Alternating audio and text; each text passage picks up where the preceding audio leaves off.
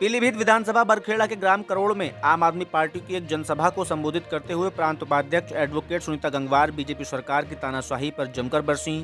सुनीता गंगवार ने कहा कि आज बीजेपी को अगर सबसे ज्यादा खतरा महसूस हो रहा है तो वो आम आदमी पार्टी से, क्योंकि आम आदमी पार्टी जनता में सबसे ज्यादा लोकप्रिय हो रही है। दिल्ली और पंजाब सरकार के कार्यों को देखकर हर जगह आम जनता में चर्चा है कि यहाँ भी आम आदमी पार्टी की सरकार बननी चाहिए। इसलिए भाजपा सरकार आम आदमी पार्टी के शीर्ष नेताओं को एक एक कर बेगुनाह ही जेल भेजने का काम कर रहे हैं। अब उसमें आम आदमी पार्टी को खत्म करने के लिए अरविंद केजरीवाल पर निशाना साधा है।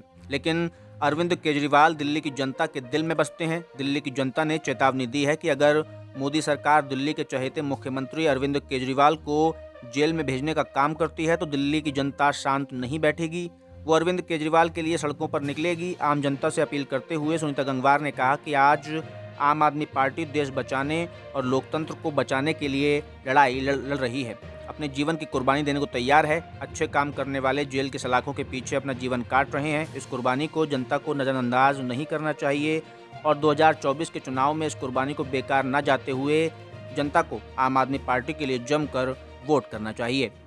देखिए, ये एक पार्टी का जागरूकता अभियान चल रहा है जो हमारे राज्यसभा सांसद माननीय संजय सिंह को ईडी द्वारा गिरफ्तार करवा के उन्हें बेकसूर जेल भेजा गया है मोदी सरकार की तानाशाही के तहत। तो इसके लिए हम जनता के बीच जा रहे हैं, जनता की अदालत में जा रहे हैं, क्योंकि हमारे देश का सिस्टम अब काम ही नहीं कर रहा है।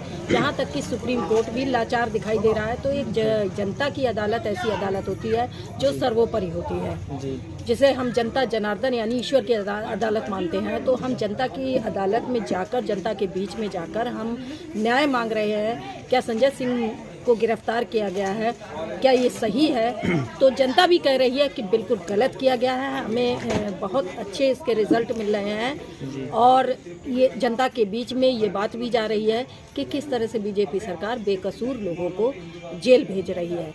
जी, आज जनता के बीच आपने क्या संदेश प्रस्तुत किए? हमने जनता के बीच में बताया, लोगों के ये जानकारी दी कि आम आदमी पार्टी आपके लिए लड़ाई लड़ रही है।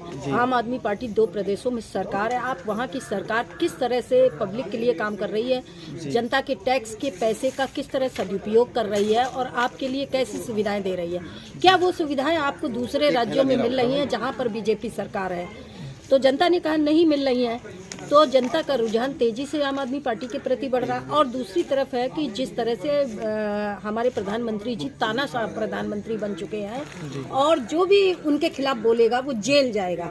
एक ये चीज हमें जनता के बीच में रखनी है और रख रहे हैं और जनता उस चीज को मान भी रही है, कह रही है हाँ आज की डेट में कोई बीजेपी के खिलाफ बोल जाए तो बस वो जेल जाने की तैयारी करे। इस चीज को जनता समझ रही है और जनता महसूस कर रही है और जनता इससे छुटकारा चाहती है। आज वोटों की गिनती जो चल राज्य में, इस पे क्या कहेंगे?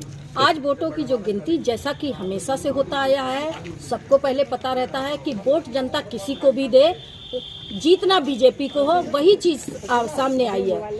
आप देख सकते हैं कोई जनता में उत्साह नहीं है कि बीजेपी जीती है। जैसे पहले माहौल होता था, कोई उत्साह नहीं। सबको पता है ये तो होना ही था। हर आदमी के मुंह पे एक ही बात है, ये तो होना ही था, क्योंकि ये चुनाव परिणाम जो बदले जा रहे हैं वो ईवीएम के द्वारा बदले जा रहे हैं। क्योंकि सिस्टम जो होता है वो सरकार के हाथ में होता है। सरकार के हाथों में, सरकार चाहे उसी सिस्टम का सही प्रयोग करे, सरकार चाहे तो उसी सिस्टम का गलत प्रयोग। यानी कि हमारा पूरा सिस्टम हाईजैक हो चुका है और ईवीएम से चुनाव होता रहा तो कभी भी इस देश में बीजेपी से मुक्ति नहीं मिलेगी। अब इसके लिए जनता के पास और विपक्षी पार्टियों के पास एक ही रास्ता है कि सड़कों पर निकलना होगा। अब ईवीएम से 2024 का चुनाव नहीं, बैलेट से करवाना होगा।